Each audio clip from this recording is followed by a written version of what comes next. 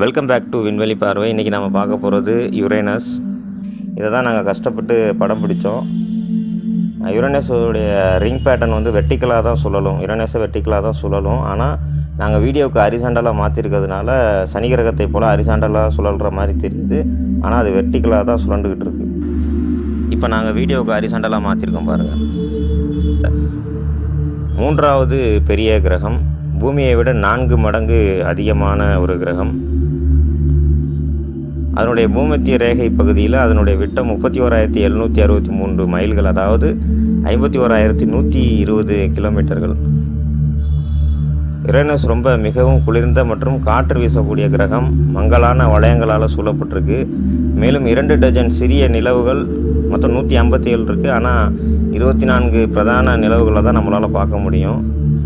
அதனோட சுற்றுப்பாதையில் கிட்டத்தட்ட 90 டிகிரி கோணத்தில் சுழன்று கொண்டு இருக்கிறது. இந்த தனித்துவமான சாய்வு தான் யுரேனஸை மற்ற கிரகங்கள்லேருந்து வித்தியாசப்படுது. பெரிய அளவிலான மீத்தேன் இருப்பதனால யுரேனஸ் நீலம் அல்லது பச்சை நிறத்தில் தோற்றமளிக்குது. டெலஸ்கோப்பில் பார்க்கும்போது நீல நிறத்தில் தான் காட்சி அளிச்சிச்சு. ஆனால் நம்ம வீடியோவை கன்வெர்ட் பண்ணும்போது அந்த பிக்சல் குவாலிட்டி நமக்கு அந்த நீல நிறத்தை வீடியோவில் கொடுக்கல. பெரும்பாலும் ஹைட்ரஜன் வளிமண்டலம் மற்றும் ஹீலியம், அதிக அளவு நீர், அமோனியா மற்றும் மீத்தேனை உள்ளடக்கியிருக்கு. வானியலாளர் வில்லியம் ஹெர்ஷல் தான் இதை கண்டுபிடிக்கிறாரு.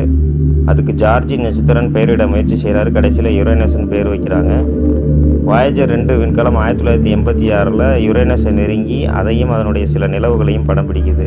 வீடியோ பிடிச்சிருந்தா உங்களுக்கு லைக் பண்ணுங்க, கமெண்ட் பண்ணுங்க, ஷேர் பண்ணுங்க, சப்ஸ்கிரைப் பண்ணுங்க, மற்றவங்களுக்கு சொல்லிக் கொடுங்க.